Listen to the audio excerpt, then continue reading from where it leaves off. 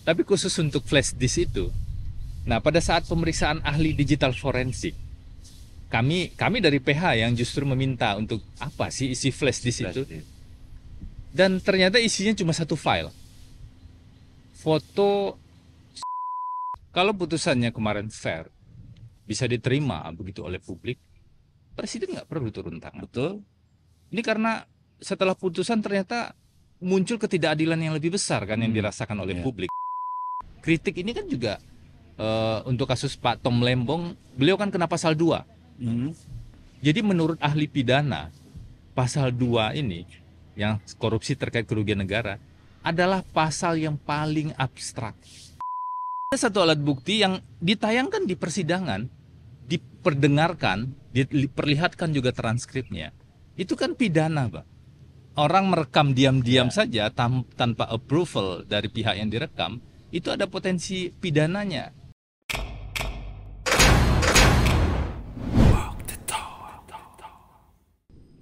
Jumpa lagi di channel Walk the Talk, channelnya orang-orang waras yang tidak walk, ya kan. Jadi ini pagi memang menjelang siang agak gerah ya Bung Febri ya. Kita punya tamu andalan hari ini, Bung Febri Adriansa, pengacara kita, pernah berkecimpung di dunia penegakan hukum di lembaga anti korupsi di KPK sebagai juru bicara, Bung Febri ya. Juru bicara. Sekarang menjadi lawyer, dan saya kira kita beruntung punya anak-anak muda yang menjadi lawyer, punya pengalaman yang baik. Selamat datang Bung Febri, terima kasih sudah menyediakan waktu. Nah Bung Febri, coba ceritain dong sebelum di KPK di mana ini berkegiatan? 2007 saya selesai dari kampus ya, dari Jogja, dari UGM ya.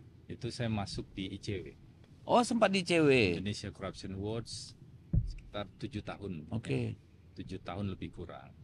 Sampai kemudian setelah itu saya masuk ke KPK. Kan di bagian pencegahan sebenarnya, di Direktorat Gratifikasi.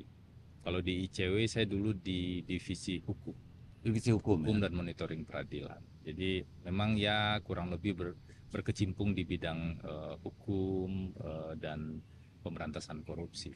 Berarti dulu masih zamannya Kang Teten ya, Luki Jani, iya betul, segala macam ya. Saya masih sempat ketemu Kang Teten mungkin 1 atau 2 tahun ya. 2 tahun ya. Setelah itu udah ganti kan. Dia pindah ke TI kan. Ke TI, kemudian di karir berikutnya beliau. Nyalon kepala daerah. Iya. Nyalon gubernur di Jawa Barat ya, saya ingat saya waktu itu ya. Oke, habis itu masuk ke KPK. Betul. Nah, kemudian apa yang Anda lihat di KPK? Apakah ada perbedaan KPK dulu dengan yang sekarang? Baik dari segi apa istilah itu, corporate culture-nya, sumber daya manusianya, lalu katakanlah perangkat-perangkat yang mereka miliki dari sisi hukum, organisasi gitu. Saya di KPK itu sampai dengan Oktober 2020. Jadi hampir 7 tahun juga ya di sana. Bagi saya ketika melihat KPK, ada 3 fase saya melihat KPK. Pertama melihat KPK dari luar sebelum masuk KPK. Di ICW kan, memang di bidang hukum sebagai outsider lah. Ya melihat dari luar, mengkritik, mensupport KPK dan juga lembaga penegak hukum yang lain. Kemudian fase kedua saya melihat di dalam. Dan fase ketiga setelah kemudian pamit ya dari KPK sejak Oktober 2020.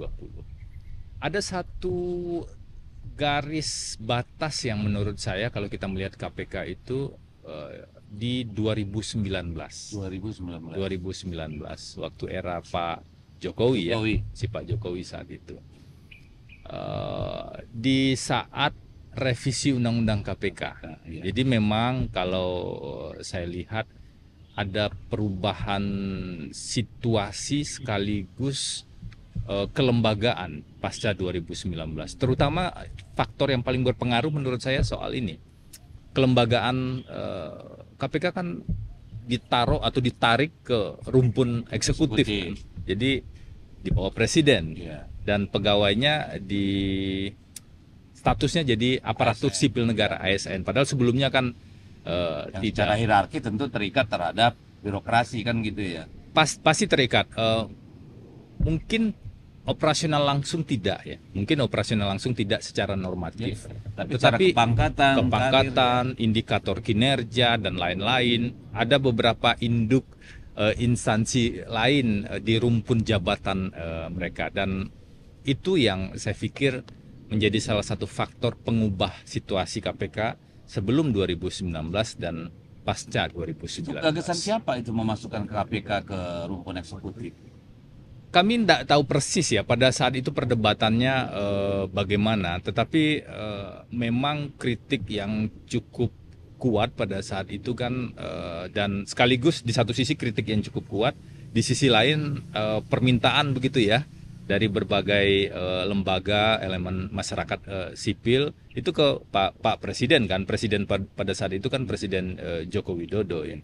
Jadi permintaan jangan revisi dong, tapi toh revisi kan melibatkan Presiden bersama DPR, nggak bakal jadi nih undang-undang kalau presidennya nggak mengajukan, atau kalau inisiatif DPR kalau dua-duanya tidak setuju, seperti itu. Ya, waktu itu ada dibukakan oleh Mas Hasto kalau nggak salah ya, bahwa kaitannya revisi itu dengan keluarga penguasa yang kemudian bertarung dalam pilkada. Kalau saya nggak salah di podcastnya Puan Faisal ya. Ada, saya bacakan banyak potongan-potongan ya Iya. di Instagram atau di Instagram lah, terutama di feed atau di IG begitu ya, di Instagram story, potongan-potongan yang ada Pak Hasto menjelasin sendiri, ada juga dialog dengan Akbar Faisal, ada juga komentar pihak-pihak yang lain. Memang kita semua kan menyimak hal tersebut.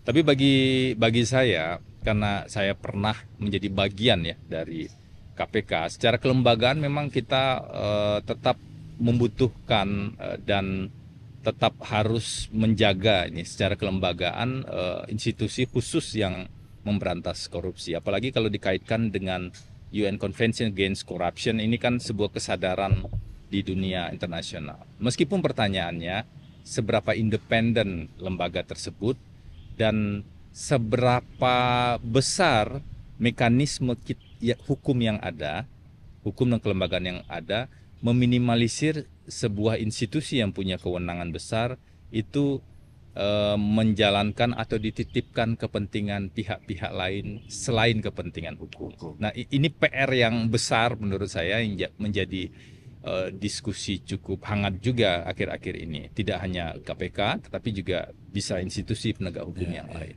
Nah, kalau bicara akuntabilitas, tentu kan bicara tidak saja dari sisi penganggaran, dari sisi sumber manusia yang ada di sana, dari sisi regulasi dan segala macam.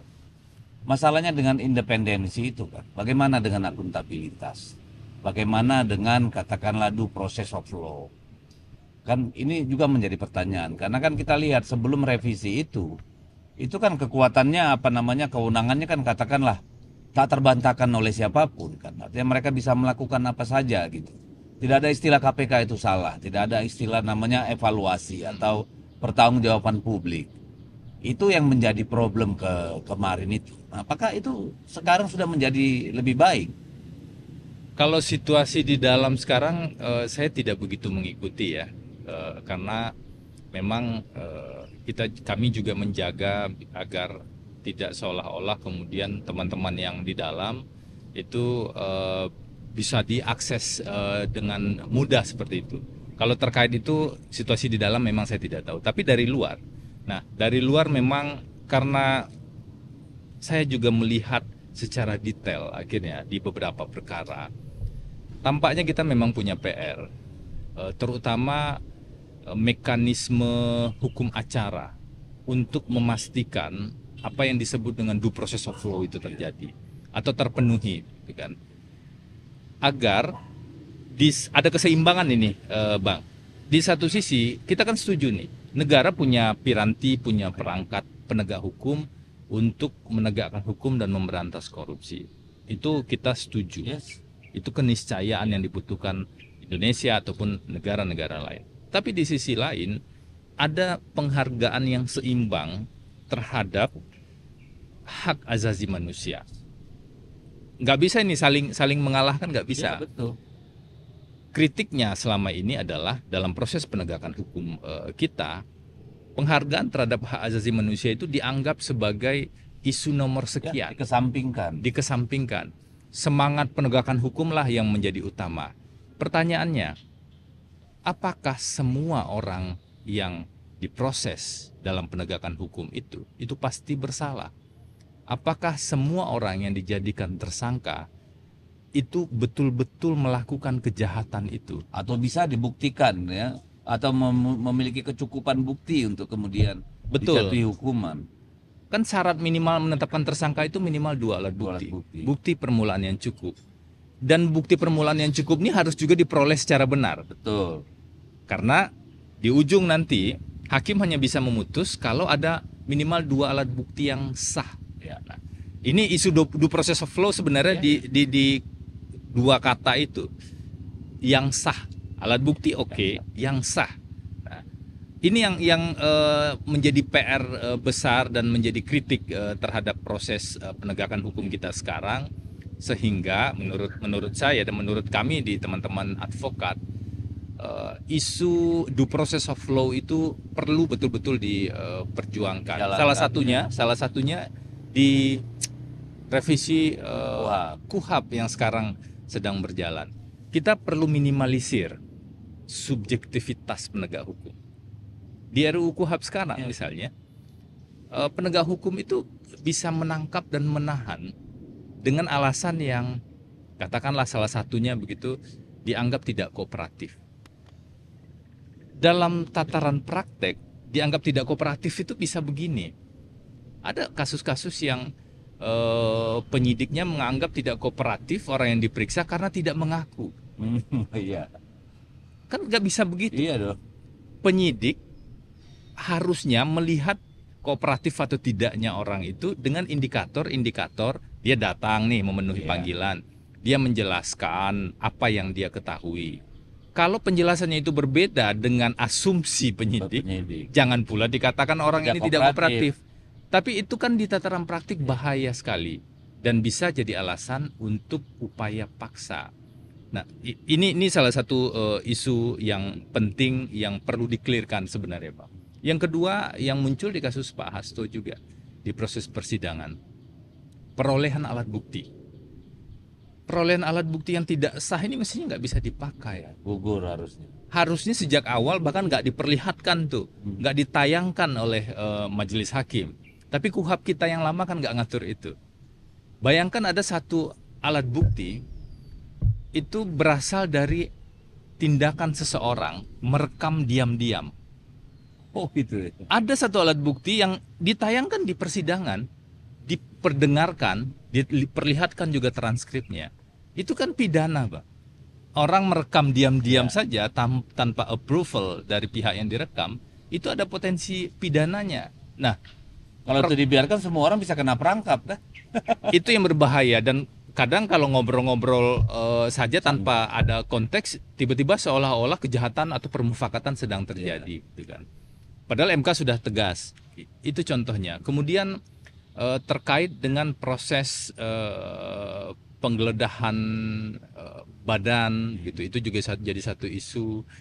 Penyadapan sebelum proses penyelidikan berjalan, dan beberapa isu due process of law.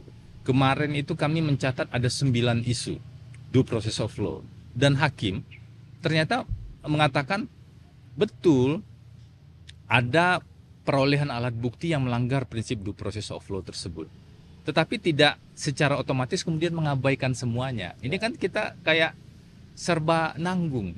Karena KUHP yang ada juga tidak tegas begitu, Bang. Tapi itu memang betul PR yang penting ke depan kalau kita bicara penegakan hukum dan pemberantasan korupsi. Ini kan karena menyangkut banyak hal ya. Misalnya prestasi penyidik segala macam. Kan ini urusannya banyak nih kan dengan tata kelola organisasinya.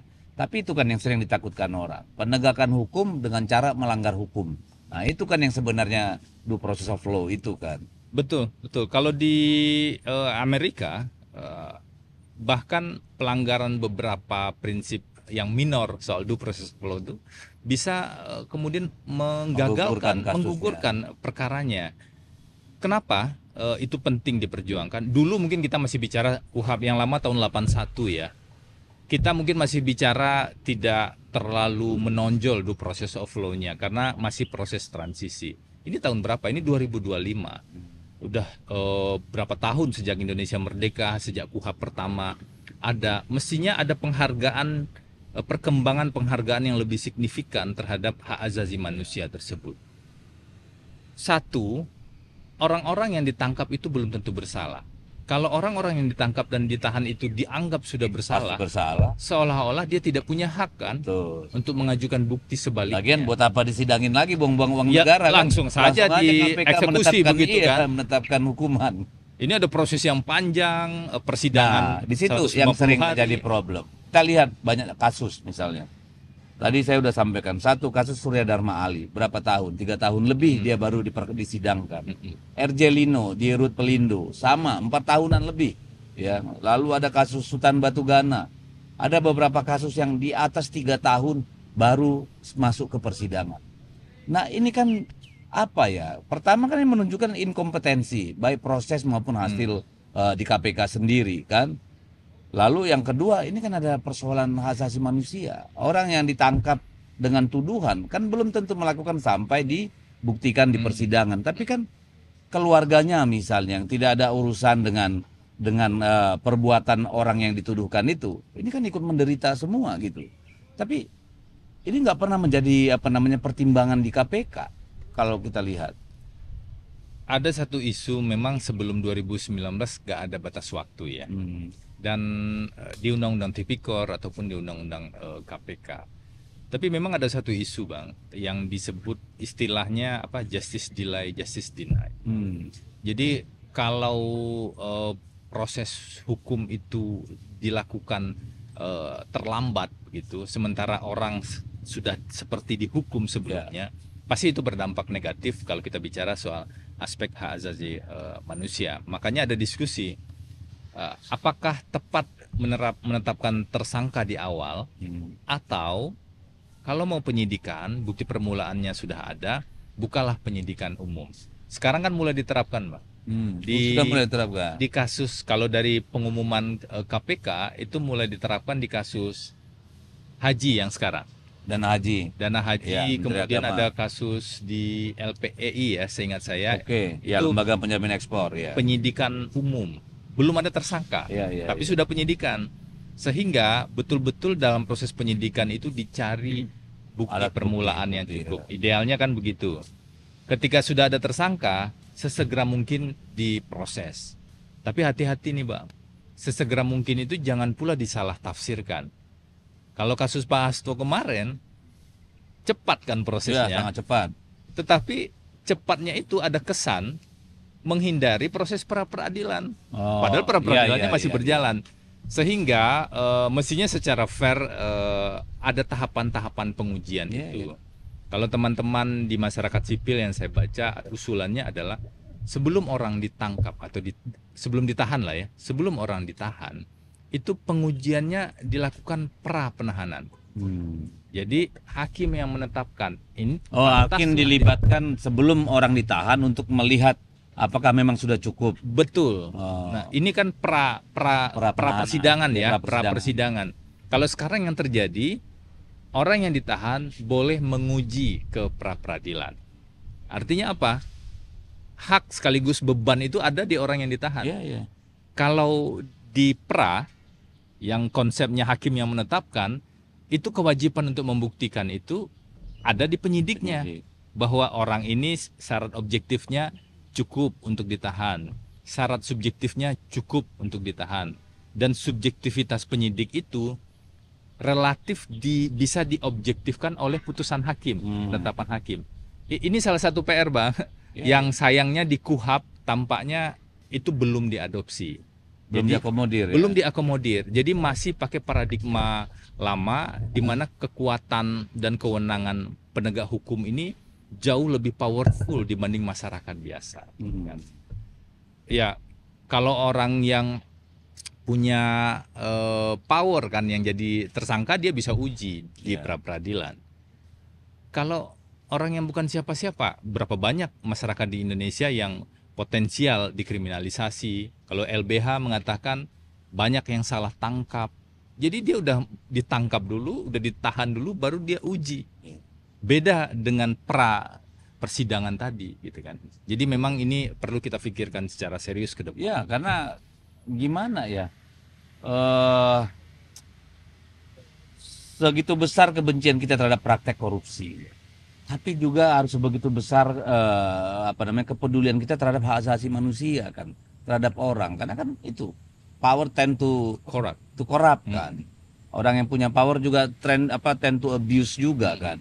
Nah, itu tadi mungkin benar tuh usulan itu, misalnya sebelum penahanan harus melibatkan hakim ya, untuk menguji apakah katakanlah sudah memadai alat buktinya, prosesnya sudah oke gitu ya, sehingga ini kan bisa menghilangkan waktu yang terbuang untuk alat negara, kemudian anggaran negara untuk melakukan sebuah sidang yang tidak proper kan.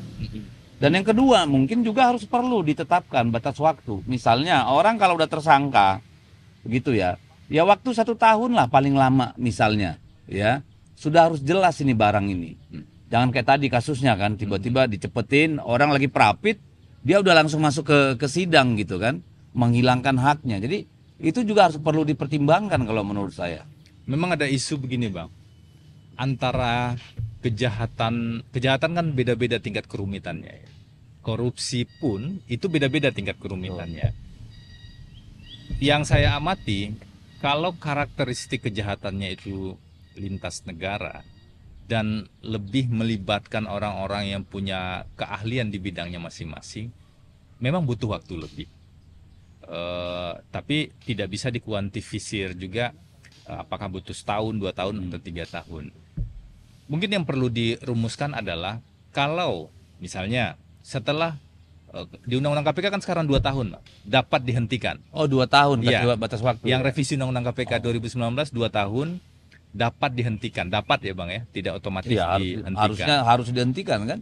Nah, seharusnya dalam jangka waktu tertentu itu ada pihak luar, pihak eksternal dan tentu kekuasaan yudisial ya, yang bisa mereview ini proper nggak penyidikannya. Jadi tadi di awal dilapis, kemudian kalau berlarut-larut itu bisa direview ini proper nggak progresnya, lama waktu yang dibutuhkan itu karena kebutuhan pencarian bukti, atau isu kinerja, atau isu tidak ada bukti, kemudian dibiarkan berlarut-larut. Nah, ini kan bisa dipilah sehingga bisa lebih fair.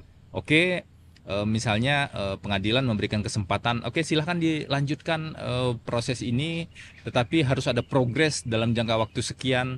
Tersangka punya hak untuk menguji kembali, misalnya seperti itu gitu kan. Jadi mekanisme itu memang belum ada sama sekali. Jadi tampaknya memang kita perlu agak lebih merekonstruksi RUU KUHP yang ada saat ini, terutama untuk isu upaya paksa ya, isu kewenangan-kewenangan tersebut.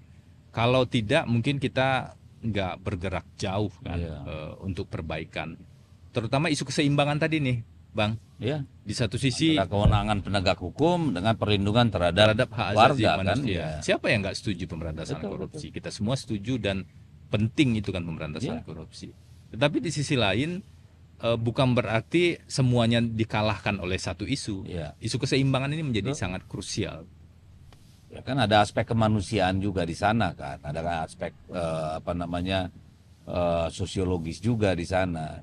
Ya nggak apa-apa sih kalau memang udah cukup alat bukti segala macam, udah tembak aja nggak ada urusan kita kan. Oh namanya koruptor gitu loh, tapi kan kita menghargai hak asasi manusia kan.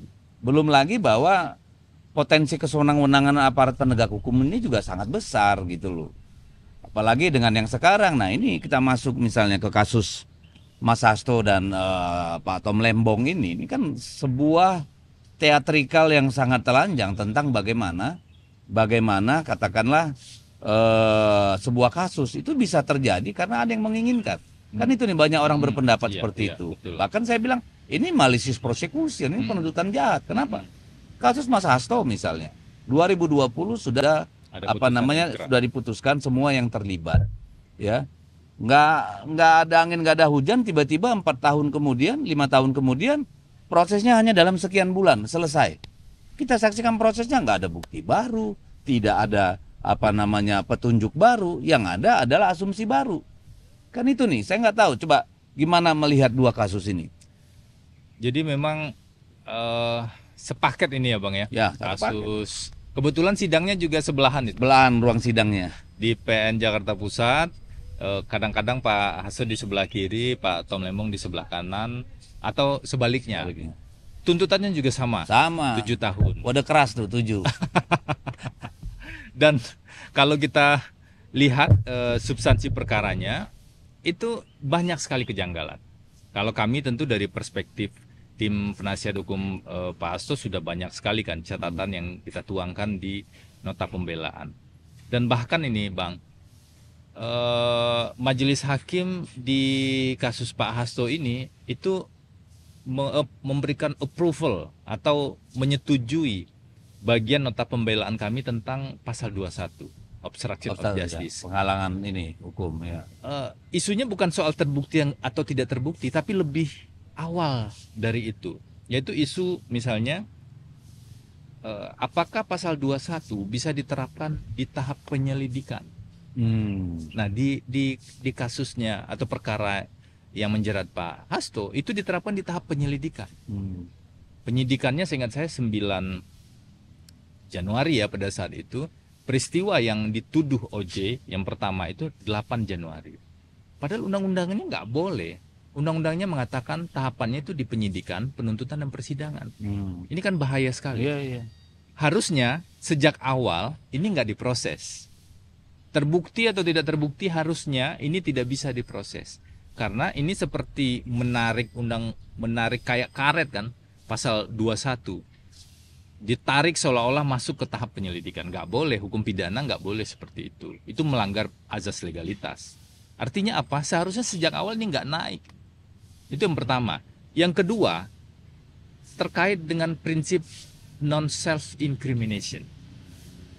Seseorang itu, dia tidak bisa dipersalahkan atau dihukum apalagi akibat apa yang dia perbuat atau yang dia lakukan untuk membela dirinya. Ya. Prinsip dasarnya kurang lebih seperti itu. Kalau itu dipahami dan mengikuti jurisprudensi yang ada di Mahkamah Agung, sudah ada putusan Mahkamah Agungnya itu Bang, larangan non self incrimination itu, kasusnya nggak akan pernah naik. Dan di PN hakim menyetujui itu. Jadi kan ada 2 perbuatan yang dituduhkan ke Pak Hasto. Satu perbuatan 8 Januari 2020 di tahap penyelidikan. Kata hakim nggak bisa pasal OJ di tahap penyelidikan. Yang kedua perbuatan di 6 Juni 2024. Menurut hakim apapun perbuatan di sini itu nggak bisa dikenakan karena prinsip non self incrimination tadi. Artinya apa? Kalau 2 pemahaman ini dilakukan secara benar sesuai dengan prinsip-prinsip penegakan hukum, nggak akan naik perkara ini. Padahal tapi itu di dakwaan pertama loh. Iya. Justru kan kita sudah lama dengar ya, ketika 2000 terjadi mulai gesekan politik antara Pak Hasto dengan penguasa. Kita sudah mendengar tuh bisik-bisik di sono lah, di Blok M sama di ini selatan-selatan juga, bahwa itu obstruction of justice menjadi pasal yang menjadi menjadi pertaruhan mereka. Karena apa? Soal suap udah selesai itu, nggak mungkin kena, kan kira-kira gitu nih. Jadi konsentrasi di soal OJ itu gitu. Nah, saya nggak kebayang kalau penyidik KPK tidak memahami hal yang seperti ini. Gimana dong? Saya nggak tahu ya bagaimana perdebatan di dalam di KPK saat penerapan pasal 21 ini. Tetapi yang pasti ini, pasal 21 ini ancaman hukumannya berat. Jauh lebih berat Daripada dibanding suap pasal suap. Yang pemberian suap ya. Iya. Pak Hasto kan dakwaan pertamanya pasal 21, dakwaan keduanya pasal 5 ayat 1 huruf Jadi memang OJ-nya yang mereka kejar kan? Itu di dakwaan pertama. Berarti kan bisik-bisik yang kita dengar berbulan-bulan sebelumnya itu kan memang benar adanya kan? Bisa jadi. Ancamannya kan maksimal 12 tahun. Betul. Minimal 3 tahun. Artinya apa? Kalau di dakwaan pertama ini terbukti, maka bisa dihukum sampai maksimal 12 tahun. Dakwaan kedua itu maksimal 5 tahun, bahkan di alternatifnya maksimal 3 tahun. Pasal 13 ya, untuk pemberian suap ini. Harusnya ini nggak naik sejak awal. Karena itulah dari diskusi tim penasihat hukum dengan Pak Hasto juga, meskipun beliau sudah di luar saat ini, tetapi komitmen untuk mengkoreksi dan memperbaiki kepastian hukum itu tetap sedang dilaksanakan. Salah satunya apa? Salah satunya meminta tafsir pasal 21 ini ke Mahkamah Konstitusi. Agar apa? Agar pasal 21 ini betul-betul dirumuskan secara presisi. Bagaimana merumuskannya? Mengacu saja ke standar dunia internasional, di UN Convention Against Corruption. Di sana jelas tuh perbuatan apa saja. Kenapa pasal itu harus dirumuskan secara tepat dan presisi? Agar tidak jadi seperti pasal karet, bisa digunakan berdasarkan subjektivitas tafsir penegak hukum, dan tidak bisa digunakan atau lebih sulit digunakan dengan dengan cara mengkriminalisasi orang-orang tertentu. Isu kepastian hukum kan begitu, normanya harus pasti, penafsirannya harus sangat ketat, prinsip legalitas. Jadi kalau ada kejahatan proses, tetapi jangan orang yang tidak melakukan kejahatan dibuat seolah-olah melakukan kejahatan itu. Seberapa banyak sih kasus ini, obstruction of justice ini pernah terjadi di ruang-ruang sidang KPK? Yang berwenang sebenarnya bukan hanya KPK, polisi dan jaksa sebenarnya berwenang. Sekarang tapi ada berapa banyak kasus seperti ini? Akhir-akhir ini cukup banyak. Cukup banyak ya, pasal ini dipakai oleh aparat penegak hukum. Ada salah satu perkara yang sedang berjalan ya, perkara yang sedang berjalan itu diskusi di media televisi dan kemudian tindakan-tindakan lain yang dianggap itu kemudian menyerang dalam tanda kutip atau mempertanyakan pelaksanaan tugas penegak hukum, itu ditafsirkan ke obstruction of justice. Oh ya? Sedang berjalan. Saya nggak tahu nanti sidangnya seperti apa.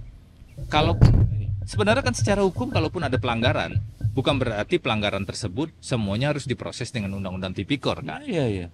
Mungkin ada undang-undang lain, pidana apakah umum ranahnya lah, pidana umum atau pidana khusus yang lain atau administratif misalnya. Nggak semuanya kemudian ditarik seolah-olah semuanya terkait undang-undang dengan tidak pidana korupsi. Itu sedang berjalan. Itu adalah salah satu bentuk yang paling bahaya dari penerapan pasal secara karet. Penerapan pasal yang abstrak. Kritik ini kan juga untuk kasus Pak Tom Lembong, beliau kan kena pasal 2. Jadi menurut ahli pidana, pasal 2 ini yang korupsi terkait kerugian negara adalah pasal yang paling abstrak. Kalau dia paling abstrak kan dia punya dua sisi, Bang. Iya. Dua sisi. Di satu sisi memang bisa membantu penegak hukum karena undang-undang kadang tertinggal. Leluasaan ya. Tertinggal dari perbuatan. Undang-undang 99 perbuatannya terus berkembang. Betul, positif. Tapi di sisi lain, kalau situasi penegakan hukumnya atau mentalitas atau kelembagaan yang belum independen, itu bisa digunakan untuk mengkriminalisasi orang. Bisa digunakan kalau bahasa Pak Adami Cazawi ya, ahli pidana dari Brawijaya yang bukunya banyak dikutip hakim, jaksa dan pengacara. Pasal 2 ini kalau digunakan oleh orang bisa digunakan oleh penegak hukum secara serampangan. Artinya apa? Tujuan memberantas korupsi nggak tercapai, Bang. Karena menjadi alat bisa jadi alat baru untuk korupsi yang baru kan. Saya bisa kenakan pasal 2 loh, misalnya begitu kan. Nah, rumusan undang-undang yang pasti gunanya demikian. Makanya salah satu yang dilakukan oleh Pak Hasto saat ini adalah mengkoreksi rumusan tersebut agar lebih pasti. Khususnya pasal 21, karena Pak Hasto kan nggak kena pasal 2. Tapi gimana ya? Ini kan kembali lagi pada akhirnya kan ke mentalitas dan kualitas dari aparat penegak hukum kita, terutama penyidik, lalu jaksa gitu ya. Ini kan harus diberesin. Gimana kita bisa percaya hukum di tangan mereka kalau secara serampangan seperti itu. Isu kelembagaan satu hal, Bang. Dan saya pikir itu PR semua pihak ya. Misalnya kepemimpinan lembaga tersebut, dan juga dalam konsep lebih besar kan komitmen pimpinan politik yang tertinggi misalnya terkait dengan perbaikan atau penguatan lembaga penegak hukum, dan juga fungsi pengawasan dari DPR kan sebenarnya. Kalau kita bicara soal bagaimana agar lembaga penegak hukum ini bisa bekerja relatif lebih benar lah gitu kan. Itu isu yang pertama. Isu yang kedua, meminimalisir ruang abu-abu di aturan kita. Karena ruang transaksional ini adalah ruang remang-remang itu kan sebenarnya. Dan ternyata pasal dalam tanda kutip, pasal yang abu-abu, pasal yang remang-remang dan potensial multitafsir itu masih ada. Bahkan di Undang-Undang Tipikor kita. Jadi ini yang jadi pekerjaan yang tidak mudah kan, tidak bisa selesai juga mungkin dalam waktu 1 bulan, 2 bulan. Tuh makanya beberapa prioritas perlu dilakukan. Kalau kami concern pada selain revisi Undang-Undang Tipikor, jika itu memungkinkan gitu kan, RUU KUHAP ini memang menjadi isu utama yang penting. Sebenarnya di situ peluang untuk memperbaiki banyak hal ya di RUU banyak KUHAP. hal. Itu pondasi besar, Bang. Iya. Ibarat bangunan penegakan hukum, kalau pondasinya goyang kan bangunannya bisa kena angin, bisa ke kiri, bisa ke kanan. Nah, gimana Bung Febri melihat RUU KUHAP yang sudah dibuat oleh DPR? Karena mereka merasakan ini pokoknya udah paling bagus lah dari yang dulu-dulu gitu ya. Ada beberapa perubahan, itu pasti ada. Tetapi untuk beberapa hal mendasar terkait dengan upaya paksa, itu masih menjadi PR yang serius. Misalnya ada salah satu kritik yang sempat dibahas pada saat itu, kita lebih tega atau lebih loose dalam melakukan upaya paksa terhadap orang dibanding terhadap barang. Ya. Kalau terhadap barang mau geledah mau sita harus izin. Kalau terhadap orang bisa aja dengan subjektivitas penyidik kemudian nangkap dan nahan orang. Mestinya kan tidak demikian. Ada standarisasi yang lebih kuat mestinya terhadap penghormatan terhadap manusia. Orang yang melakukan kejahatan pun dia kan juga manusia. Dan untuk menangkap dia harus diperlakukan sebagai manusia. Nggak tidak bisa kehilangan martabatnya. Tidak kehilangan kemudian dia diperlakukan kehilangan aspek kemanusiaannya dan lain-lain seperti itu. Itu tampaknya masih PR ya. Kami sudah berikan catatan sebenarnya kalau dari Asosiasi Advokat Indonesia kemarin kasih catatan dan surat ke Komisi 3 DPR dan juga beberapa organisasi advokat lain. Saya dengar dari IKADIN kan juga ada membuat draft usulan. Nah, memang kami berharap juga dari fraksi-fraksi yang concern ya terhadap perbaikan penegakan hukum itu bisa mengelaborasi beberapa isu krusial tadi, terutama untuk upaya paksa. Oke. Nah, ya itu upaya paksa ya, misalnya kayak penggeledahan itu. Itu sebenarnya ada proses ini nggak sih? Inventory apa aja yang diambil, segala macam apa saja yang disita itu ada nggak sih? Ada. Ada ya, terhadap orang yang digeledah atau ada saksi lain? Ada. Isunya lebih pada begini. Penggeledahan kan harusnya dengan izin ketua pengadilan. Di KUHAP sebenarnya itu diatur. Tetapi ada jalur lainnya yang juga ada jalur tikus. Nah. Tapi dimungkinkan oleh KUHAP. Dalam keadaan mendesak, penggeledahan tanpa izin pengadilan dapat dilakukan. Nah, itu sebenarnya subjek ke Prapit itu ya. Apa yang dimaksud dengan mendesak itu ya? Pertanyaannya gimana kalau mendesak terus? Alasannya kalau kami minta izin dulu nanti bocor segala macam gitu kan. Loh kan padahal bisa WA-WAan aja kan, bisa tanpa harus ada sidang atau rapat. Artinya isunya kan isu mekanisme. Mekanisme dan isu ketertutupan confidentiality dari hubungan antar penegak hukum. Kalaupun ada ya itu pelanggaran yang silakan bisa diproses kan sebenarnya kalau bocor. Tetapi mekanisme yang lebih strict tentang due process of law itu menjadi satu isu yang penting. Itu yang pertama. Yang kedua, misalnya Mahkamah Agung sudah pernah bikin edaran pada saat itu penggeledahan rumah itu atau kantor harus spesifik ruangan mana yang digeledah. Dan tentu saja harus dipertanggungjawabkan dari penggeledahan itu apa saja yang disita. Penyitaannya melalui perizinan siapa. Terkait nggak dengan perkara. Kalau tidak terkait, harusnya tidak disita. Misalnya seperti itu. Nah, isu akuntabilitas ini belum terlalu clear di KUHP kita yang lama. Karena saya melihat, banyak orang melihat bahwa penyidik, terutama KPK, seringkali menjadikan proses penggeledahan ini menjadi sebuah teater publik kan. Misalnya kayak yang kasus Mas Hasto kan, mereka bawa koper, isinya cuma satu flash disk, ya kan? Bisa bawa sekoper flash disk gitu. Lalu di tempat lain kita lihat misalnya bawa berkoper-koper dokumen gitu kan, atau uang begitu besar. Tapi kita nggak pernah melihat dalam proses persidangan misalnya yang alat bukti yang mereka sita itu, gitu ya, itu apa aja sih, menyumbang nggak sih terhadap perkaranya misalnya gitu. Kayak kasus Mas Hasto kemarin, itu kan rame tuh, satu koper flash disk, ya yang isi cuma sebiji. Isinya apa sih, kan publik udah pengen tahu juga. Lu nyita apa, isinya apa di dalam gitu loh. Nah, memang itu agak bikin kaget juga di proses persidangan kemarin. Kalau daftar bukti, Bang, dokumen-dokumen itu diperlihatkan di sidang. Memang setiap selesai pemeriksaan saksi, JPU itu mengatakan pada majelis hakim, kami menyita barang bukti 1, 2, 3 sampai 10-an. Itu ada gitu kan. Tapi khusus untuk flash disk itu, nah pada saat pemeriksaan ahli digital forensik, kami dari PH yang justru meminta untuk apa sih isi flash disk itu. Dan ternyata isinya cuma satu file. Foto Saiful Bahri lagi selfie waktu itu. Gak ada hubungannya memang dengan perkara. Di flash disk itu isinya Saiful lagi selfie. Lagi selfie, saya nggak tahu, lagi coba. Katanya kan itu kamera flash disk cam gitu ya.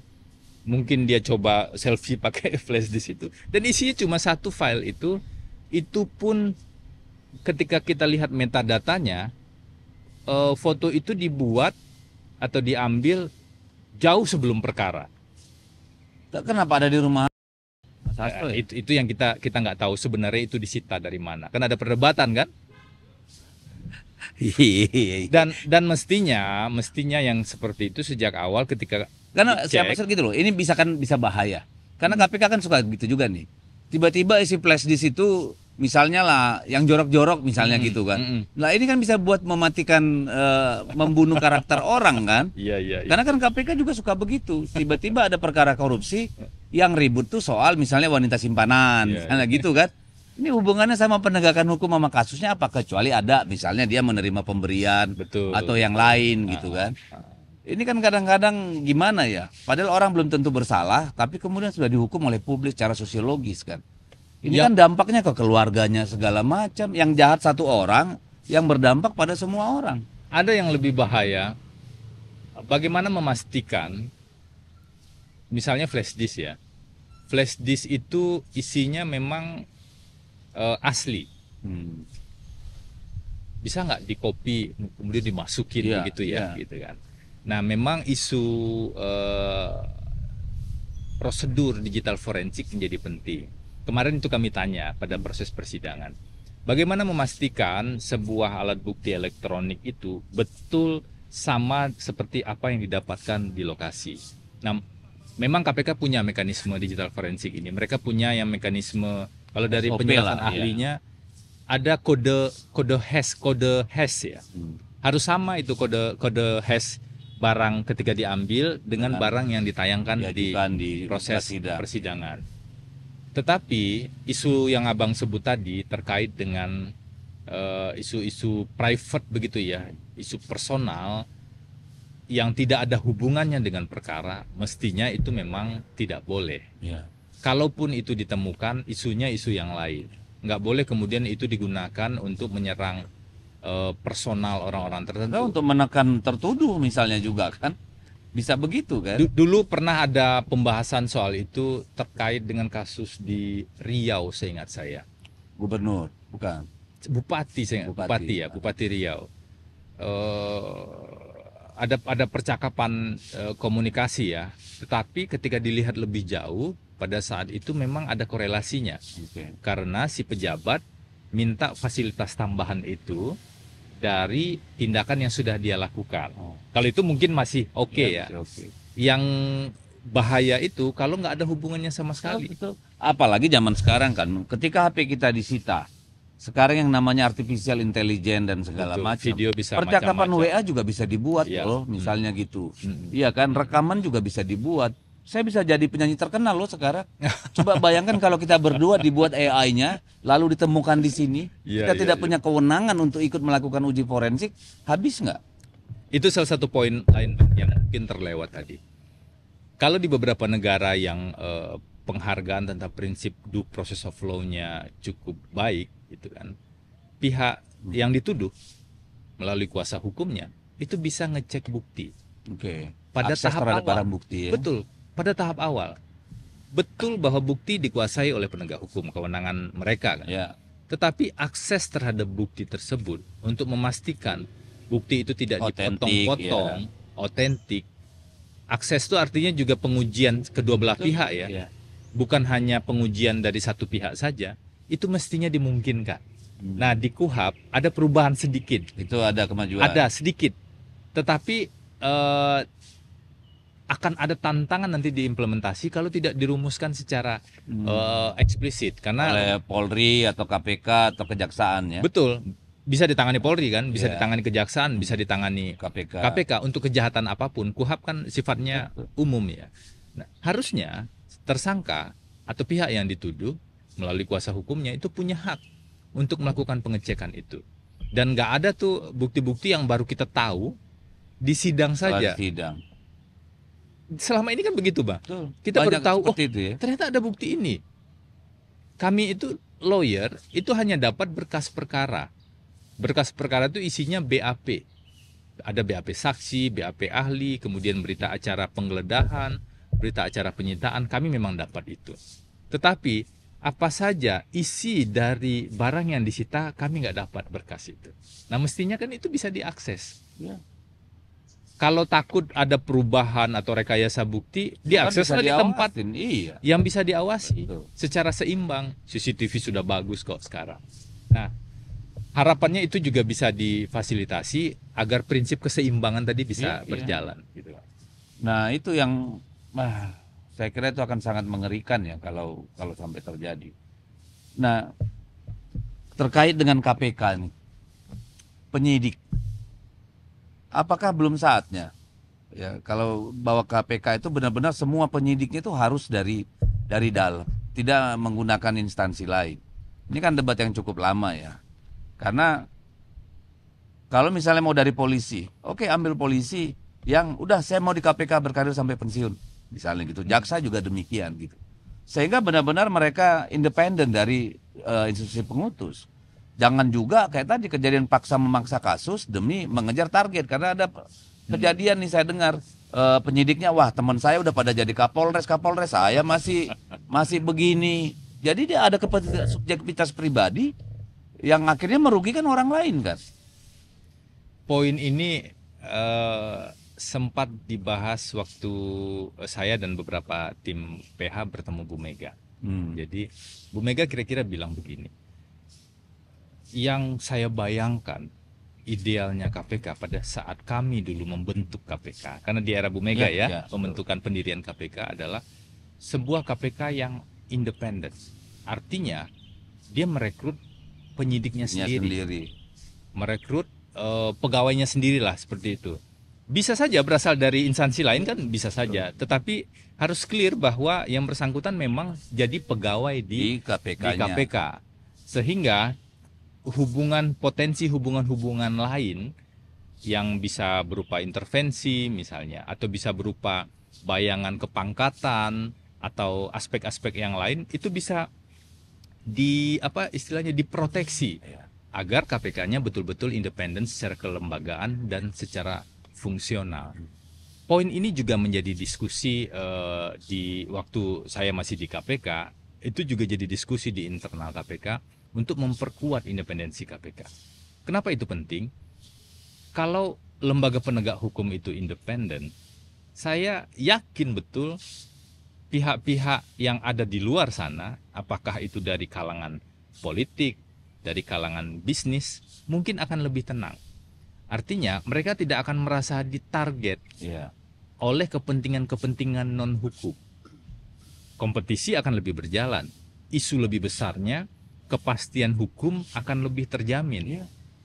Kalau kita berkaca pada relasi antara kepastian hukum, pertumbuhan ekonomi, dan kesejahteraan di beberapa negara di dunia yang sudah maju, kepastian hukum itu prasyarat. Loh, itu ada hubungannya dengan masuk tidaknya investasi ke satu Betul negara sekali. loh. Tidak ada investor mau masuk ke dalam satu negara yang kepastian hukumnya tidak bisa dipegang, yang law enforcementnya amburadul, kriminalisasi terjadi. Lihat aja misalnya belakangan nih, seberapa besar sih investasi masuk ke kita? Apakah kemarin-kemarin di periode kedua Pak Jokowi misalnya investasi besar masuk dengan kekacauan hukum yang begitu meluas begitu ya, itu pengaruhnya besar sekali. Jadi nggak bisa main-main. Kan ada yang bilang kalau mau merusak satu negara, rusak aja sistem hukumnya, aparat penegak hukumnya. Rusak tuh negara pasti. Makanya saya berpikir begini, sikap Pak Prabowo memberikan amnesti dan abolisi, amnesti untuk Pak Hasto dan abolisi untuk Tom Lembong, adalah bukan intervensi terhadap proses hukum. hukumnya. Menurut saya, Iya. bukan intervensi Sama. terhadap proses hukum, tapi koreksi terhadap ketidakpastian hukum yang sedang terjadi. Jadi bayangkan misalnya kasus Pak Tom Lembong, normanya abstrak, tidak ada mens rea. Mana ada kejahatan tanpa mens rea? Oke, nanti kita masuk ke situ. Saya mau terusin nih. Gimana kalau misalnya tadi kan saran saya, kalau ada polisi mau betul-betul punya kepedulian terhadap isu korupsi, masuklah ke KPK, berkarir di sana, ya sampai pensiun atau katakanlah sampai 20 tahun, kan gitu misalnya nih, dikasih waktu yang panjang. Jaksa juga begitu, kan? Sehingga memang terbangun satu corporate culture di KPK. Ada proses belajarnya juga yang meningkatkan kualitas kerja mereka. Nggak kayak sekarang kan. Saya sebentar di KPK, saya hajar banyak kasus, nanti saya dapat kenaikan pangkat, dapat posisi, kan gitu nih. Saya setuju itu, Bang. Ya harus begitu dong didorong. Kalau bicara saya. soal independensi, Ya. kelembagaan yang fungsional harusnya demikian. Ya. Tapi kembali lagi, yang bisa membuat seperti itu hanya pembentuk undang-undang. Nah, itu Dan memang eksekutif. ya betul, eksekutif dan undang-undang ini legislatif. kan Ya. presiden bersama DPR. Ini memang harus perlu menjadi sebuah kesepakatan politik yang besar ya. Karena konsekuensinya cukup signifikan. Tapi mungkin kita perlu menggeser memang kacamata untuk melihat pemberantasan korupsi itu.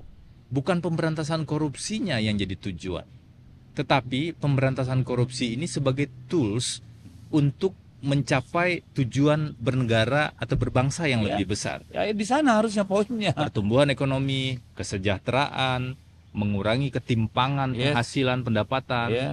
Memberikan kepastian kepada semua pihak juga kan. Nggak mungkin itu terjadi, kepastian itu, kalau kriminalisasi bisa terjadi. Berpeluang besar terjadi. Independensi kelembagaan masih jadi persoalan, dan pasal-pasal undang-undangnya masih pasal karet dan mengandalkan pada subjektivitas.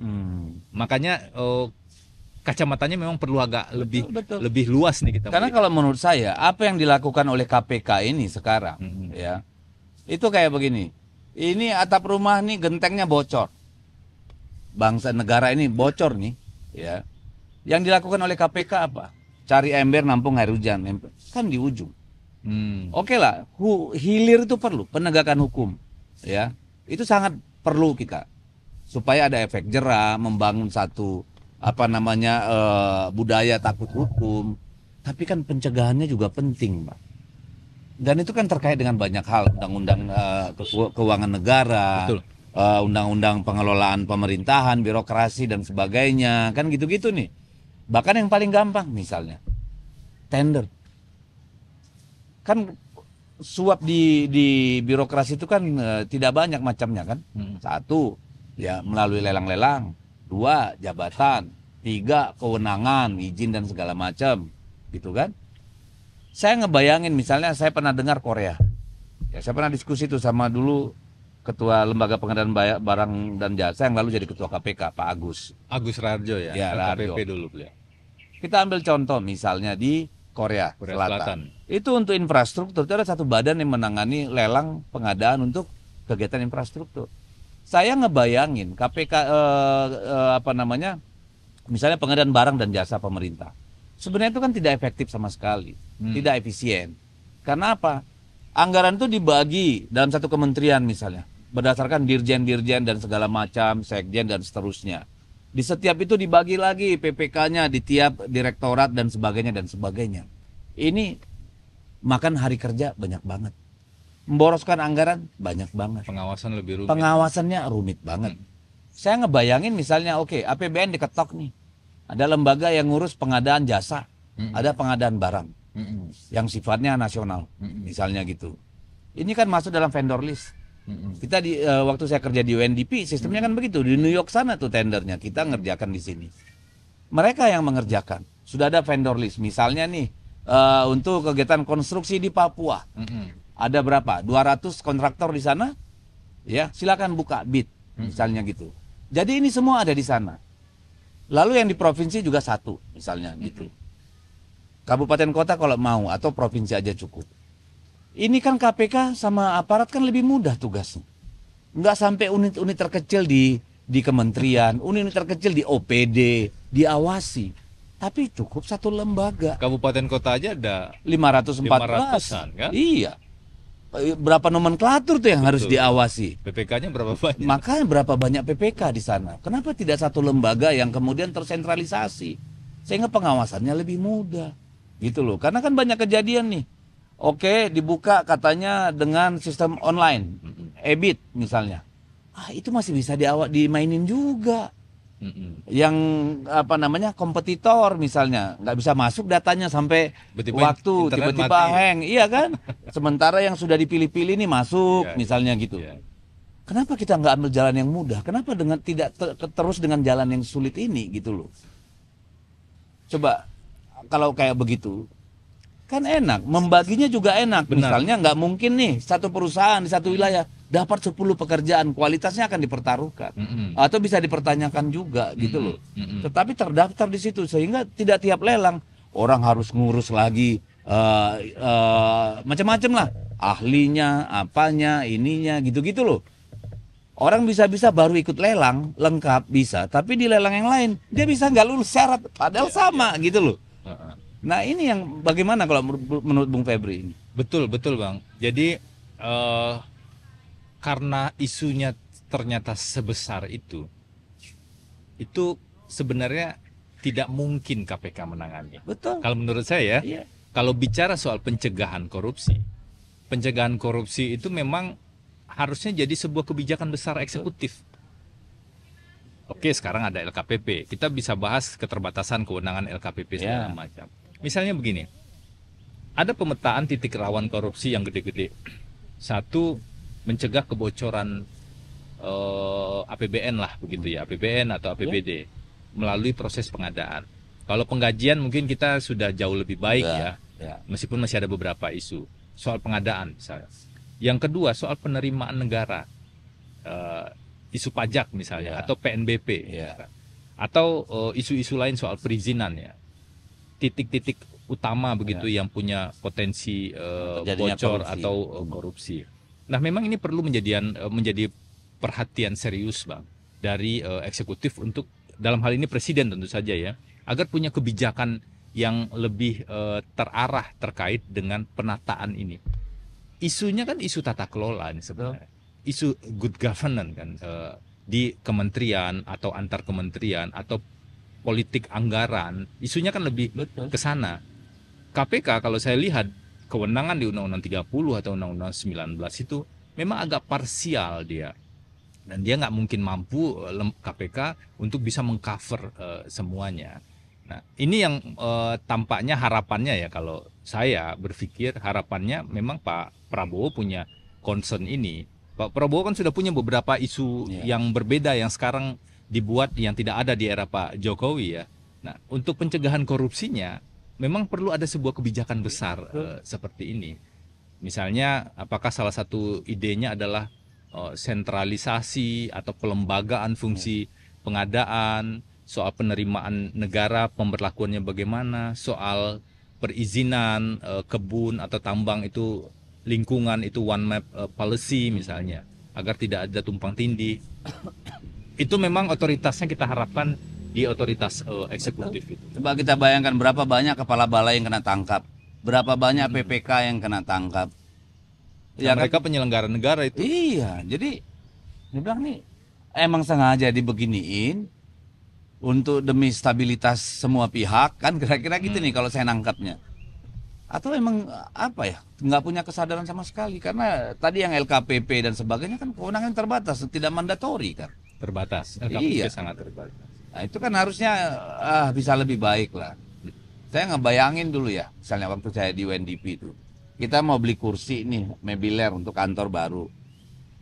Kita hanya bentuk tim, pokoknya di luar unit itu ngundang yang lain untuk ikut rapat mutusin. Betul. Sudah ada administrator yang ngundang vendor-vendor, kasih harga, desain dan segala macam, kita putusin. Oh bareng-bareng. Oh ya udah ini, ya sudah kirim ke New York, selesai. Kebutuhan mungkin diidentifikasi di pengguna. Oh iya gitu dong, ya. iya di masing unit Iya, kan. Tapi proses tender Ada di sana. bukan di pengguna. Bukan. Gitu. Kalau sekarang kan begitu, di pengguna semua bisa tender. Ngaturnya di sana kan. Ngatur-aturnya emang di sana. Tapi lagi-lagi ini kan terkait juga dengan sistem politik kita. Betul. Ini kan problem. Kepala daerah kalau dengan cara gajinya cuma segitu, operasionalnya seperti itu, kewenangan hak keuangannya juga begitu. Ya Terpaksa harus cari tambahan. pasti lah, orang tiap minggu pasti datang tokoh agama, tokoh masyarakat, segala macam dengan proposalnya, dengan permohonannya, dengan kebutuhan yang nggak mungkin diselesaikan dengan penggunaan APBD misalnya seperti itu. Nah ini kan problem. Ya koreksinya memang harus besar-besaran ya, harus menyeluruh ya. Ya. Pendanaan politik juga misalnya. Ya. Kalau pendanaan politik tidak, dulu KPK pernah riset itu di bagian pencegahan, dan mungkin agak mengejutkan kan rekomendasinya pada saat itu. Dana partai politik harus diperbesar, Dinaikkan, ya. meskipun ada resistensi kan di publik. Publik. Nah, ngapain dana parpol kemudian diperbesar? Yang tidak disadari adalah kalau parpol itu tidak dibiayai oleh APBN gitu, oleh negara, maka kita membiarkan satu pondasi utama berdemokrasi itu bisa dikontrol oleh pihak lain, potensi dikontrol oleh pihak Pemilik lain. modal katakan. Itu yang bahaya kan, relasi antara politik dan bisnis itu. Kalau kita lihat dalam studi di banyak negara, studi korupsi politik sebenarnya akarnya kan di sana Ya, itu. betul. Makanya kan negara-negara maju, terutama kayak negara-negara Skandinavia, udah jelas kan, Betul. Untuk partai politiknya memang dibiayai dari keuangan negara, sehingga mereka bisa benar-benar fokus hanya untuk menjalankan tugasnya gitu loh, nggak mikirin kampanyenya nanti kayak apa, money politiknya kayak apa. Kan problem kita itu yang masih menjadi masalah. Betul. Jadi kesannya kayak lingkaran setan. Betul. Kan. Setiap 5 tahun harus cari uang sekian Betul. untuk biaya politik gitu kan. Padahal kan bisa misalnya begini nih. Katakan untuk pilkada, yang menyediakan alat-alat publikasi itu ya Dari KPU misalnya. kan di tempat-tempat yang ini, lalu menyediakan tempat di mana mengundang seluruh tokoh masyarakat, katakanlah satu desa, satu kecamatan, satu kali kampanye itu diatur sedemikian rupa gitu, sehingga kegiatan lain seperti money politik dan segala macam itu bisa dilakukan, direduksi dan melakukan penegakan hukum yang kuat gitu loh. Kalau memang ada komitmen. Lah kalau sekarang kan harus jor-joran semua. Harus mikirin beli spanduk. Wah, bukan hanya beli spanduk, beli sapi, beli Baliho. kambing. Semua kegiatan Kegiatan di minta ujung masih bantuan. minta duit cash kan. Betul. Keluhan dari banyak teman-teman itu kan seperti itu ya. Kita melihat bagaimana sebenarnya ketika bicara korupsi kita juga harus bicara hulu. Nggak bisa hanya bicara di hilirnya. Iya. Karena ini ibarat kolam kotor. Ya jangan sampai ada yang terjadi itu justru siklus koruptif. Betul.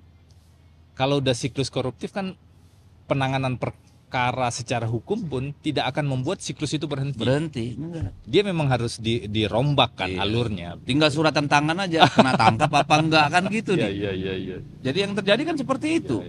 Karena Ada tuh mantan pimpinan KPK yang mengatakan soal apa suratan tangan, takdir, nasib sial. Nah, kita kan tidak ingin seperti itu ya. Jadi istilahnya kan gini, kepala daerah ini kalau mau ditangkap semua pasti kena nih, pasti ada pelanggaran yang bisa dikategorikan pidana kalau mau gitu. Tinggal sialnya lu aja apa enggak. Tinggal dicari-cari aja ya. Cari-cari aja apa enggak. Nah itu kan repot banget kan. Iya, iya. Tadi kan saya menyebut analogi bahwa ini semua sistem pengelolaan kekuasaan pemerintahan, eksekutif, legislatif, yudikatif kita ini emang ini kolam kotor.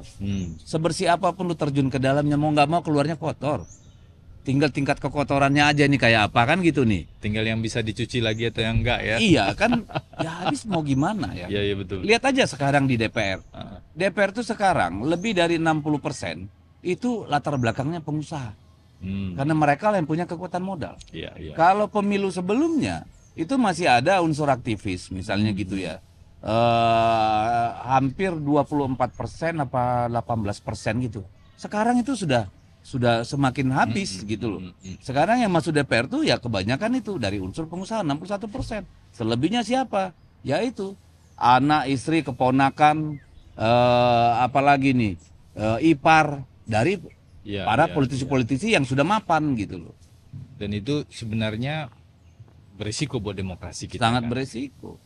Lihat saja yang bicara di ruang-ruang sidang DPR tuh berapa banyak sih? Di ruang-ruang komisi. Dari 50-an, sekitar 54 anggota DPR di setiap komisi itu, berapa orang sih yang ngomong? Iya, iya. Kan bisa dilihat. Dan kalau fondasi utamanya kemudian tidak berfungsi, fondasi utama dari struktur politik tadi ya, partai politik dan para wakil rakyat itu, di sisi lain banyak juga wakil rakyat yang ditangkap. Betul. Itu bisa jadi delegitimasi yang luar biasa kan? Sehingga potensi ke demokrasinya bisa jauh lebih berbahaya dibanding sekedar kasuistis yang kita lihat gitu. Memang PR kita masih sangat besar. Sangat besar, Bang. Tapi gini ya, kalau saya melihat nih dari aparat penegak hukum juga harus ada kemauan dan kerendahan hati untuk memperbaiki sistem ini. Jangan hanya mikirin soal kewenangannya aja. Hati-hati loh, nanti mereka pensiun juga. Iya, iya, iya. Iya kan?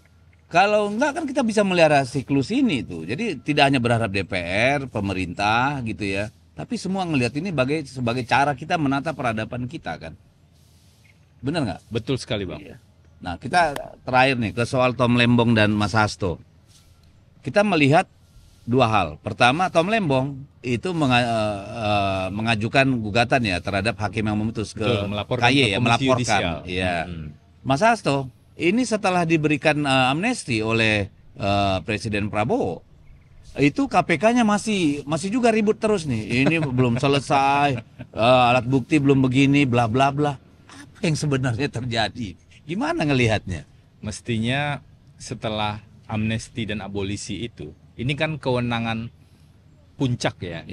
Hak prerogatif presiden dan tentu presiden. politis sifatnya bukan hukum. Betul. Di konstitusi kan jelas sekali diatur. Secara hukum itu masuk di ranah hukum tata negara misalnya. Karena memang kewenangan presiden. Makanya dibedakan itu Bang Deddy. Antara amnesti dan abolisi itu pertimbangannya memang ke DPR. Betul. Sedangkan gerasi, politis kan? rehabilitasi pertimbangannya ke Mahkamah Agung. Betul. Jadi memang itu barang yang berbeda. Berbeda-beda. Dan memang politis. Tapi kekuatan politik ini kalau saya melihat itu adalah koreksi terhadap kegagalan bangunan penegakan hukum itu menjaga dirinya sendiri. Karena idealnya kan begini Bang, bangunan ini seperti katakanlah seperti menara besar begitu, dia harus mampu menahan angin nih. Dia mungkin berada angin dan goyangan. Iya, dia mungkin berada di tengah badai.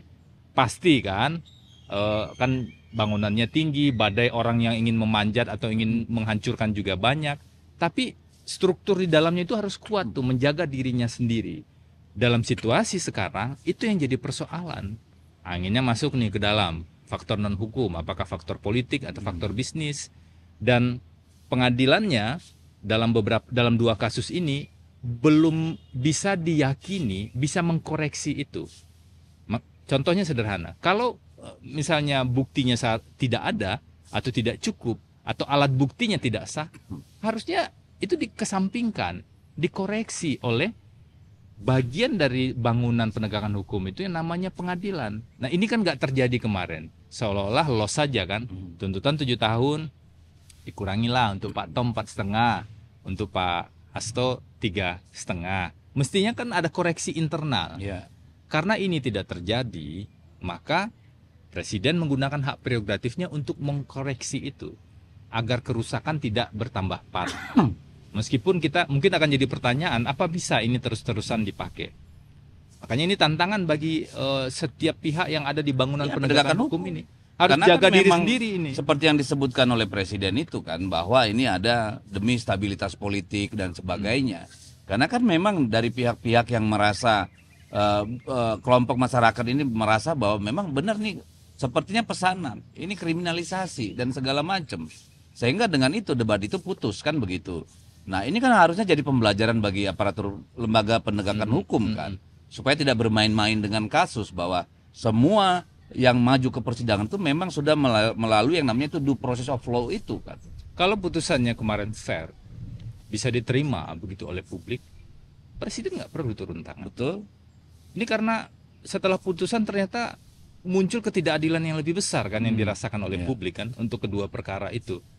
Maka Presiden harus ambil keputusan. Terlepas mungkin dalam isu politik yang lain, ada konstelasi politik yang lain, itu isu-isu yang lain. Karena ya kita juga nggak bisa nafikan kan ada kekuatan politik di luar aspek hukum itu. Tapi ini pembelajaran, saya setuju. Ini pembelajaran bagi kami lah ya, bagi kita yang berada di bangunan penegakan hukum itu. Harus bisa, misalnya kita kan berharapnya ke pengadilan, Mbak. Ya. Kalau ada orang yang menurut kita tidak diproses secara adil, harusnya Hati nurani hakim lah kemudian. ketika kita ya. datang ke pengadilan, hakim mengatakan ini kalau dia salah, proporsi kesalahannya segini nih. Dia dihukum segini. Kalau dia tidak salah, harus berani dibebaskan atau dilepaskan. Itu kan nggak kita Ya. temukan Nah sekarang. ini kan yang kita beda. Kalau misalnya kita lihat tuh tayangan-tayangan film Amerika ya, hakim itu, bahkan hakim di tingkat yang paling kecil, di council misalnya gitu ya, itu punya dignity yang besar, wibawa yang besar gitu. Jadi dia benar-benar memutus berdasarkan pertimbangan hukum dan hati nuraninya. Betul. Kalau hakim kita kan mempertimbangkan karirnya, mempertimbangkan atasannya, mempertimbangkan pihak-pihak lain, JPU, penyidik dan segala macam. Memang sekali lagi kita masih banyak hal yang belum selesai di Nah, aspek mungkin kita kupas sekarang. aspek penegakan. Kalau kami dari lawyer ya, harapannya sederhana itu. Uji secara objektif. Kalau penuntut umum hampir pasti akan punya standing yang berbeda karena dia yang Pasti. membawa perkara. Makanya kita berharap ada majelis hakim kan. Kalau majelis hakim sudah mampu menunjukkan fairness itu dan orang-orang percaya, publik percaya, maka politik juga mungkin akan menjauh dan melihat dari kejauhan saja gitu. Nah ini yang aneh lagi nih, misalnya nih, saya nggak tahu, tapi saya ngeliatnya aneh. Soal jaksa harus banding, bahkan sampai PK lagi nih, jaksa bisa PK gitu. Harusnya kan hak banding itu pada terpidana, katakanlah orang yang terdakwa Yang misalnya divonis gitu. ya. Kenapa kita nih jaksa kalau nggak 2/3 harus banding? Kalau dulu memang jaksa itu masih ada ruang untuk peninjauan kembali. Kalau sekarang sudah nggak bisa. Oh sekarang udah nggak bisa? Sudah diputus Mahkamah Konstitusi. Oh Jadi, MK ya? MK sudah memutus nggak boleh tuh jaksa PK. Paling akhir jaksa itu hanya bisa dikasasi. Itu pun ada syarat-syaratnya kan. Memang kemarin tuh sempat diterobos, putusan bebas kan harusnya nggak bisa dikasasi. Di KUHP lama harusnya begitu.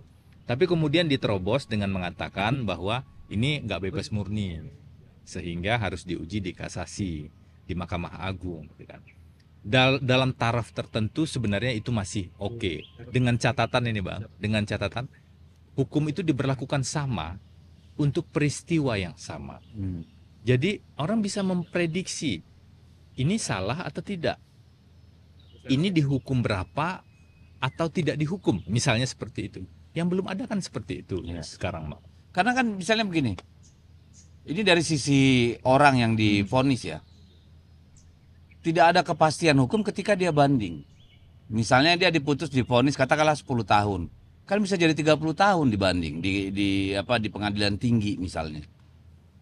Harusnya kalau saya melihat ya, kalau orang dihukum katakanlah 5 tahun gitu. Maka di atas kan tinggal melihat apakah itu sudah patut atau tidak gitu loh. Ya. Untuk dimintai pengurangan bukan penambahan sehingga ada kepastian. Karena kalau tidak akhirnya banding itu juga menjadi ranah korupsi juga kalau saya lihat. Karena kan sering terjadi nih, pengadilan negeri orang kalah, menang di pengadilan tinggi, kalah lagi di kasasi. Nah, ini kan bisa tukar menukar terus. Jadi cara pandang hakim ini berdasarkan bukti, keyakinan sendiri atau apa sih sebenarnya gitu loh. Sempat ada kritik waktu itu di tingkat banding ya, di beberapa perkara ya, seolah-olah bandingnya itu diputus sangat cepat. Kalau diputus sangat cepat, kapan waktu untuk membaca? Ya. Kapan waktu untuk menguji ulang putusan tingkat pertama, kan begitu ya? Nah, harusnya kan upaya banding itu upaya yang menempatkan hakim. Kalau di tingkat pertama kan hakimnya betul-betul menguji secara langsung nih, Pak. Semua pihak. Jadi dia terlibat dalam proses itu. Mungkin dia ada hakim yang terbawa gitu ya, situasi persidangan, atau ada yang potensi bias dan lain-lain. Di tingkat banding hakimnya kan lebih berjarak. Ya. Mestinya hanya melihat berkas doang. Betul. Mestinya di tingkat banding inilah, karena ini masih judek fakti nih istilahnya, menguji fakta, dia bisa menguji ulang dari jarak tertentu. Sehingga dia bisa melihat lebih jernih, ini benar nggak sih terbukti atau tidak. Mestinya begitu. Kalau di tingkat kasasi di Mahkamah Agung, itu istilahnya judek juris. Jadi yang diuji hukumnya. Ya, gitu kan. betul. Fakta harusnya clear nih di PN dan di PT. Judek juris yang kemudian menguji hukumnya. Apakah hukum itu sudah diterapkan secara benar? Dan isu yang lebih besar adalah konsistensi. Betul bahwa Indonesia tidak menganut prinsip preseden seperti beberapa negara di dunia yang menganut prinsip misalnya mengikuti jurisprudensi yang lama. Betul, kita tidak menganut itu. Tetapi kalau di Mahkamah Konstitusi Indonesia kita lihat saat ini, MK bisa berubah memang dari putusan-putusan yang sebelumnya. Tetapi untuk berubah itu harus ada alasan dan argumentasi yang betul-betul kokoh dan kuat untuk menggeser pendapat MK. Ini secara umum ya, bukan putusan-putusan yang kontroversial tertentu ya. Sepertinya kita belum temukan itu dalam peradilan umum yang lebih besar. Apakah ada kesulitan memang untuk menjaga konsistensi itu, atau memang independensi hakim dipahami secara lebih ketat atau personal? Nah, itu yang memang perlu kita telusuri. Ya, mungkin selama hakim kita ini masih merupakan karir yang orang mengejar kesana kemari, tidak seperti di Amerika ya. Mungkin ya akan terus seperti ini akhirnya. Sebenarnya kalaupun karir, kalau indikator karir itu relatif lebih objektif, kalau full objektif ya harusnya kan sulit, mereka ya. itu langsung jadi katakanlah dipilih untuk Mahkamah Agung, ya. gitu loh. Tapi kalau yang ini karir yang kayak katakanlah ketua pengadilan tinggi, ya penempatan bisa di mana? Lah itu birokrasi aja, gitu loh. Hakim nggak ikut-ikutan di situ. Tapi hakim misalnya naikkan 10 tingkat kesejahteraannya. Jadi orang nggak ngejar jadi hakim PN, hakim PT, yang kemudian justru menurut saya itu yang membuat hakim-hakim di bawahnya bisa dikendalikan. Tapi saya setuju soal itu, Bang. Kesejahteraan hakim. Nah, sayangnya ya.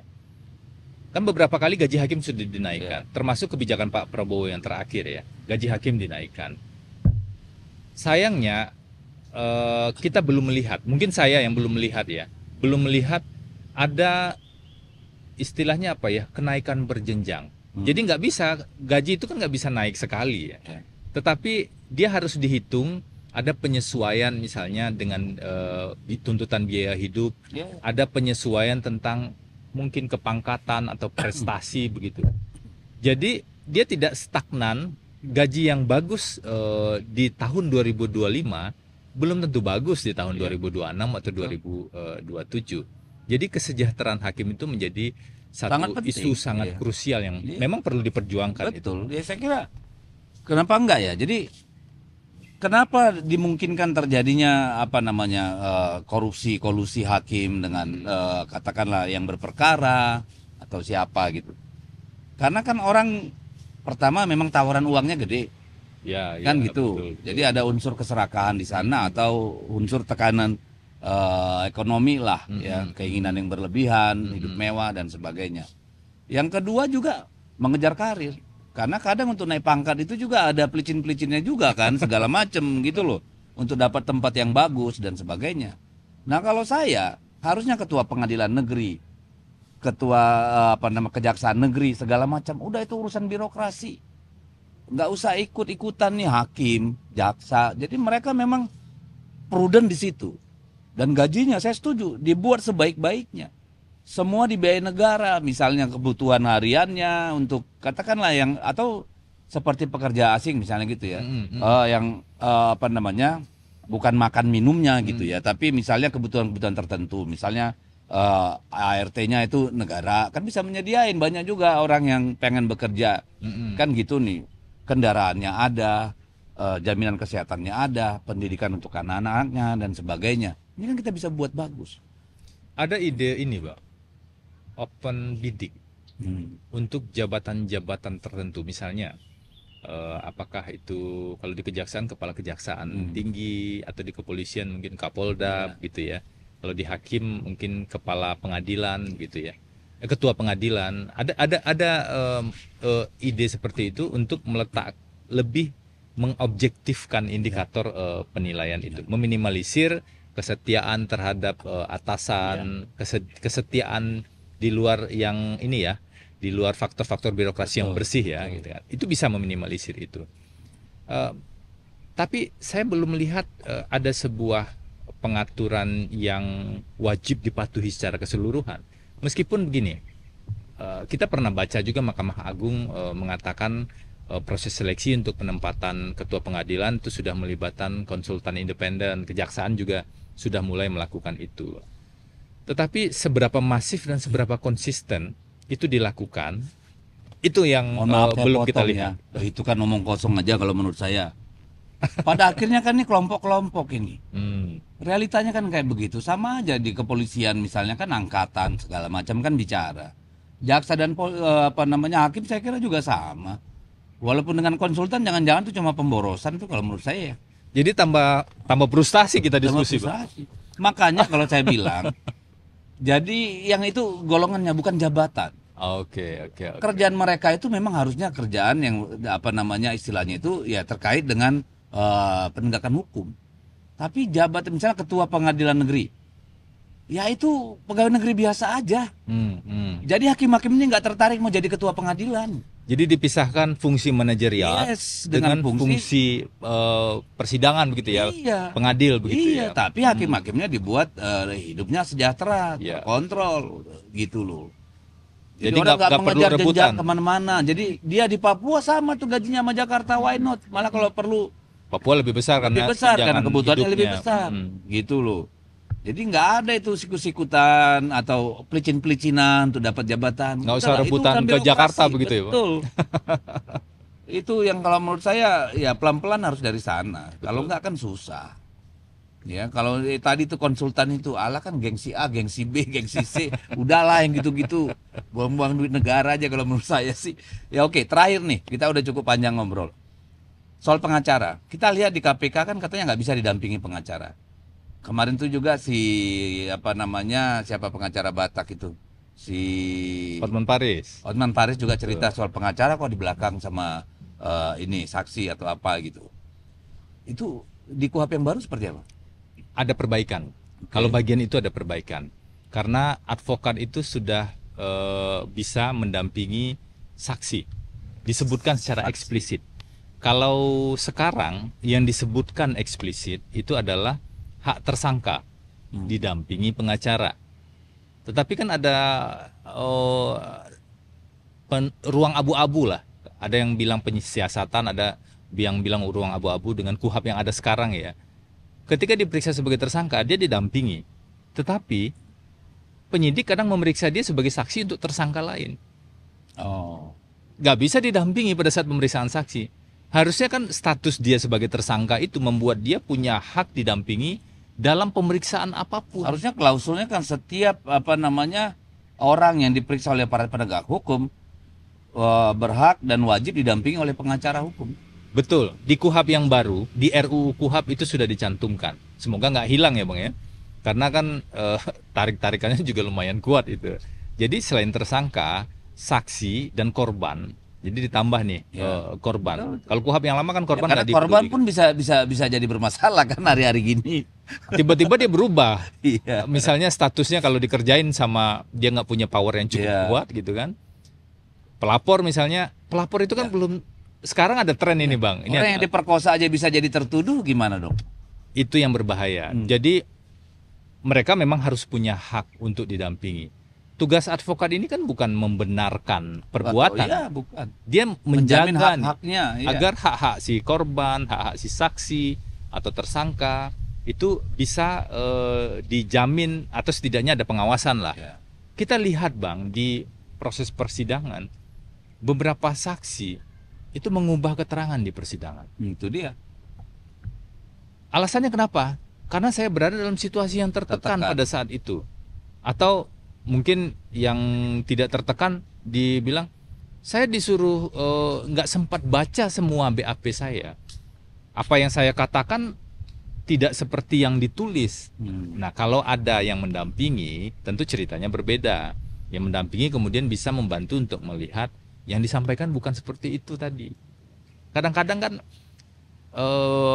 campur aduknya asumsi dengan fakta oleh penegak hukum, kalau dituangkan di BAP, kalau tidak diawasi dan tidak dikoreksi, itu kan bisa jadi seolah-olah kebenaran baru kan. Dan itu bahaya, Bang. Harusnya di zaman digital ini setiap pemeriksaan BAP itu harus disertai dengan rekaman kali ya. Kalau rekaman ada, Bang. Kalau di KPK ya, mereka punya CCTV memang. Loh, CCTV kan kadang sampai suaranya terdengar. Sampai suara. Kalau di ruang pemeriksaan itu sampai sekarang setahu saya itu masih ada. Tapi Kalau yang lain polisi dan jaksa misalnya?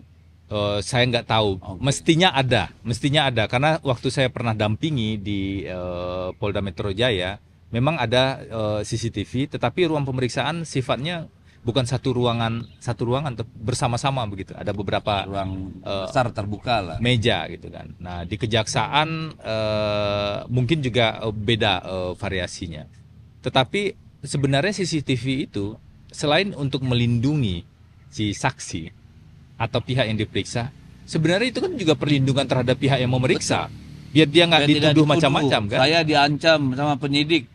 Tinggal tayangkan aja CCTV kan gitu. Kalau itu sih ada Bang. Meskipun itu tidak diwajibkan di KUHAP ya. Ya, gitulah kalau ngomongin hukum mah Nggak selesai-selesai. bertahun-tahun juga belum tentu selesai, apalagi cuma 1 jam ya. Terima kasih Bung Ferry. Terima kasih. Banyak sekali Febri yang sudah kita bicarakan. Mudah-mudahan nggak kapok, lain waktu kita undang. Salah, kita ya. diskusi lagi. Terima kasih pemirsa.